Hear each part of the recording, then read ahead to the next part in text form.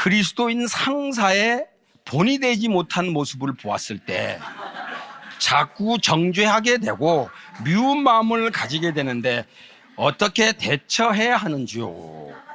직장 내 다른 크리스찬으로 인한 시험, 주로 상사. 그게 올 때 어떻게 대처해야 하는지 알고 싶습니다. 이 두 가지 똑같은 질문이야, 그죠? 근데 상사가 있는데 원래 이 상사하고는 문제가 많아요. 그런데 크리스찬인데 와, 이 크리스찬이 정말 창피한 거예요, 창피해. 이럴 경우 우리가 어떻게 해야 되냐는 거죠. 실제 많이들 경험할 수 있는 얘기죠, 그죠? 이럴 때 어떻게 해야 되느냐. 그런데 사실 이 경우는 아까 말한 경우는 내가 강의해서 아주 원칙을 딱 다룰 수 있는데 이거는 참 애매합니다. 상사가 본이 되는 모습을, 본이 되지 못하는 모습을 보였는데 그게 얼마나 본이 안 됐냐 이걸 알 수가 없는 거야. 그 정도 차이가 굉장히 나는 거 그렇잖아요. 어떤 사람은 어떻게 저럴 수가 있어요. 그런데 어떤 사람은 야, 뭐 그 정도는 다들 뭐 이런 게 있단 말이야. 이게 참 애매한 부분이에요. 그래서 이 질문 둘 다 다른 직장 내 다른 크리스찬으로 인한 시험, 주로 상사 똑같은 얘기입니다. 여기서 나는 제일 먼저 해야 될 게 상사들이 한심하다, 크리스찬인데 한심하다로 결론을 내야 되는데 아니야, 그러기 전에 그들을 판단하는 내 기준이 정말 옳은가를 한번 생각해 봐야 돼요. 그냥 내 비위에 안 맞아가지고 곤란하단 말이야. 그거는 어떻게 내 비위에 세상 사람이 나 맞겠어, 더구나 윗사람이. 그런데 내가 봐도 이거는 정말 이거는 하나님 말씀에 비춰볼 때 이건 도저히 있을 수가 없는 일이다. 이제 그럴 경우가 됐을 때 사실 문제가 되는 거죠. 근데 그렇지 않은 경우는 그냥 마음을 좀 내려놓고 아유 뭐 그럴 수도 있지. 이게 제일 좋은 것 같아요. 이게 굉장히 중요한 것 같아요. 이게 결국 뭐하고 관계되냐면 나중에 몇 번 더 나오는데 대인관계하고 다 관련되는 것 같아요. 그러니까 내가 지금 한 분 아는 사람인데 요즘 교제하고 있는 분인데 이분은 뭔가 잘못된 거 뭐 굉장히 흥분을 해. 근데 듣고 나면 흥분할 만해. 근데 야 저렇게 일마다 흥분하면 참 피곤하겠다는 생각이 들더라고요. 그러니까 어떤 거는 막 흥분할 것도 있는데 어떤 거는 뭐 그런 이런 게 있단 말이죠. 이게 오해하지 마세요. 에이, 그냥 대충 살아 이게 아니에요. 흥분하고 분노해야 될 일이 있어. 그런데 어떤 경우는 저러면 안 되는데 하고 끝낼 일도 있다라는 거죠. 그러니까 내 기질 때문에 내 부족한 성품 때문에 사람을 정죄하는 일이 얼마든지 있을 수 있기 때문에 요 두 사람 누구지 내가 모르겠어요. 근데 두 사람은 상사를 자꾸 보지 말고 다른 크리스찬 보지 말고 내가 그 사람을 판단하는 기준이 바람직하냐, 그리고 그 기준으로 나한테 적용해 보면 괜찮냐. 왜냐하면 성경에 나오잖아요. 마태복음 7장에 비판하지 말라. 그다음에 뭐 나오죠? 그거 들보 뭐 나오죠? 그거 다. 그게 왜 나오냐면 이래서 나오는 거야. 이거 지금 벌써 이거는 비판한 거란 말이지. 근데 정말 비판할 만한가? 나를 한번 살펴보라는 거죠. 근데 이걸 다 살펴봤어. 그런데 정말 문제가 있어. 결론 내려. 그럴 경우에는 그 사람을 이렇게 봐야지. 상사든 뭐든 간에 연약한 크리스찬이다. 아직 성숙하지 못한 부족한 크리스찬이다.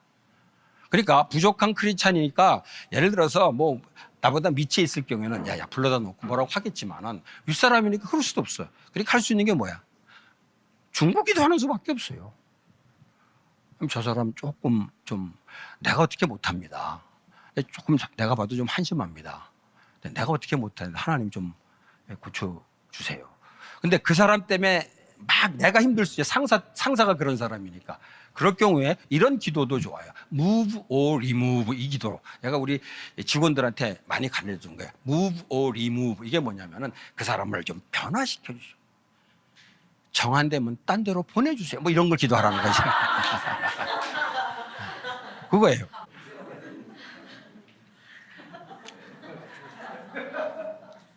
그래서 이렇게 하다 보면은 결국 뭐가 될 수 있냐면 그 사람 때문에 내가 영적으로 사실 성숙할 기회가 된다는 거죠.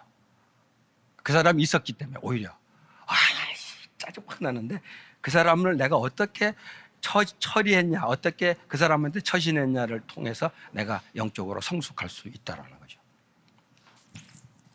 이게 지금 대인관계 이런 거하고 다 연결되는 문제인데 이제 그걸 얘기 좀 해봅니다. 회사 업무가 불법적인데 거부할 수 없는 상황일 때 어떻게 행동해야 하는지요? 이거 생각하죠. 예. 이거를 시킨 대로, 그러니까 이게 있죠. 제일 쉬운 그 두 가지. 시킨 대로 한다. 때려친다. 이 둘 중에 하나예요. 근데 요게 지금 어떤 문제인가 하면은 요게 아까 말했던 윤리 문제입니다. 사업하는 사람들에게 있어서 윤리 문제가 있지만은 직장 다니는 사람들은 윤리 문제가 약간은 수동적이에요. 왜냐하면은 나는 안 하고 싶은데 상황 때문에 어쩔 수 없이 하게 되는 경우 어떻게 처신해야 되느냐.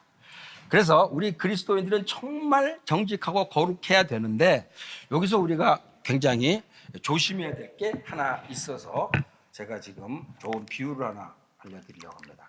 윤리 문제를 터치하는 그 기준인데 제가 지금 물을 마시는데 이 물에 대장균이 있을까 없을까? 강사한테 대장균이 있는 물을 주면서 있긴 있어요? 정말. 이해가 돼요. 저는 알아요. 대장균이 있는지 알고도 먹어요. 근데 여기서 이제 중요한 거야. 대장균이 있는데도 마시는데 어떤 사람이 현미경으로 막 검사를 해보는데 저 사람 대장균도 조금 마시네. 대장균 마셔도 되나 보지 해서 여기다가 대장균을 부어줘. 먹으면 돼, 안 돼? 안 되죠. 반대로 현미경으로 계속 보는 거야. 대장균 있네. 안 먹어. 이거 또 있네. 안 마셔. 또 있네. 안 마셔. 대장균이 한 마리라도 있으면 난 안 마셔. 그러면 어떻게 되는 거야? 그러니까 이게 무슨 얘기를 하는 거예요? 무슨 얘기를 하는 거예요? 지금 이렇게 비유를 했는데 제가 이거 무슨 얘기를 하냐고 그랬더니 어떤 분이 이렇게 대답을 해서 난 너무 맥이 빠졌어. 대충 살라는 얘기죠. 이게 대충 살라는 얘기가 아니요. 바르게 사는데 이상적이 되지는 말라는 거예요. 무슨 말인지 알겠어요? 바르게 사는데 이상적이 되지는 말라는 거죠. 그러니까 결국 여기서 뭘 결정하게 되냐면은 불법의 정도에 대해서 이거 평가할 필요가 있어요. 정말 이건 심각한 문제다. 그럴 경우에 이거 할 수가 없죠. 근데 그걸 할 수 없는데 이거를 내가 안 한다고 그러고 뭔가 하게 되면은 뭐가 돼? 이 가능성이 있어요. 네, 그럴 때 그럴 결단을 할 필요가 있는 거죠. 근데 여기서 중요한 겁니다. 그 결단을 누구나 다 할 수 있는 게 아니라. 그래서 이 윤리 문제는 분명합니다. 우리가 세속 관행을 따라가면 안 되는 거예요. 윤리라는 게 뭐 대단한 게 아니에요. 세상에서 이렇게 하는데 우리 크리스찬은 그러면 안 된다야. 근데 그렇게 안 된다고 하기가 너무 어려운 거야. 왜냐 그렇게 결단하면은 사업하는 사람은 망할 수 있고 회사 다니는 사람은 쫓겨날 수 있고 이거예요.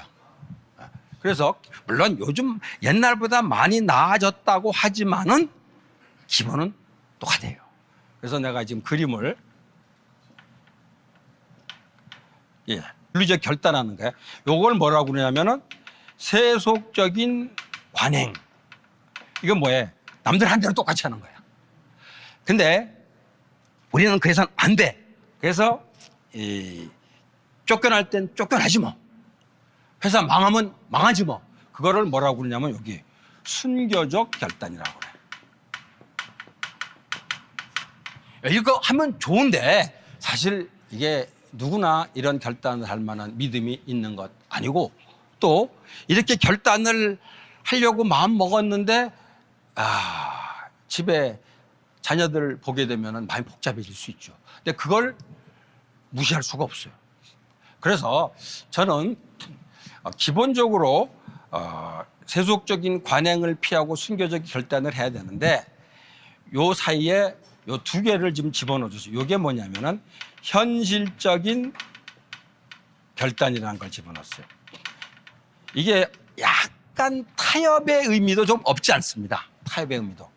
그러니까 세속적인 관행은 아니야. 그러나 사실 순교적인 결단도 아니야. 근데 지금 현실적으로는 요렇게라도 해서 세속적인 관행은 피하는 이런 지혜가 우리에게 필요하지 않겠나 생각돼요. 제가 요 얘기하면서 제일 기억 남는 게 옛날에 이제 이랜드 회사에 저기 있었어요. 그 누구지 저기 스리랑카에 공장이 있었는데 공장에 이제 부자재를 보내면 거기서 물건 만들어 가지고 이렇게 이제 보내오는 거예요. 그런데 이 부자재를 다 보냈는데 관세 세관원이 딱 잡고 안 넣어주는 거야. 뭐 하라는 거야? 돈 내라는 거야. 그럴 때 어떻게 하면 좋냐 그랬더니 고소하래. 아이 고소는 하죠. 근데 이게 지금 고소하는 상황이 아닌가 거기는. 고소했다가 그냥 끝나는 거야. 왜냐면 그 부패했기 때문에. 그러니까 한마디로 뇌물을 줘야지 돼. 근데 뇌물을 줄 수 없잖아. 뇌물을 안 주면은 어떻게 돼? 회사가 문을 닫아야 돼. 자, 이러면 어떻게 할까요, 여러분들? 크리스찬으로서 뇌물을 준다. 그냥 문을 닫는다. 이 둘 중에 하나밖에 없을 경우 어렵죠. 근데 그런 경우가 사실은 직장에서 종종 있을 수 있다는 것이죠. 그럴 때 회사 문을 닫을 각오하는 것도 결단입니다. 정말 귀한 결단이지. 근데 모든 사람들에게 그래라고 하기에는 좀 부담이 돼요. 솔직히. 그렇죠. 저 목사님. 네. 부담이 돼요. 네. 근데 그분들이 고민을 한 거야. 이거를 뇌물은 줄 수 없고 뇌물 안 주고는 통과 안 되고 이거 어떻게 할까? 여러분 같으면 그때 어떻게 했을 것 같아? 한번 아이디어. 근데 이분들이 뇌물을 주지 않고 문제는 해결했어. 한번 알아맞혀봐. 이거 어떻게 했을까? 쉽게 안 나와요. 왜냐하면 이 사람들이 얼마나 그거 갖고 기도하고 생각 쳤는데. 근데 그게 꼭 옳다고 생각지는 않아요. 근데 그 상황에서 그게 현실적인 대안이겠구나 생각이 들었어요. 나중에 얘기 듣고 나서 어떻게 했는지 알아요? 한번 알아맞혀보라니까. 어떻게 했냐? 그분을 모시고 직원들 특강을 들었어. 그리고 강사료를 드렸어. 이제 머리가 돌아가요? 강사료. 그치만은 또 이렇게, 그게 그거 아니냐? 그게 그건 아니지. 무슨 말인지 알아요? 지금 요 얘기를 하는 거야, 여기. 분명히 이건 아니야. 그러나 이것도 아니야. 분명히. 그런데 현실 사회에서 이렇게 하는 것보다는 이게 낫지 않냐는 거지. 무슨 말인지 알겠어요? 그래서 어떤 분들, 목사님들 가운데 굉장히 강직한 분들은 저런 건 가르치지 말라고 그래요. 근데 난 그렇게 생각하지 않아요.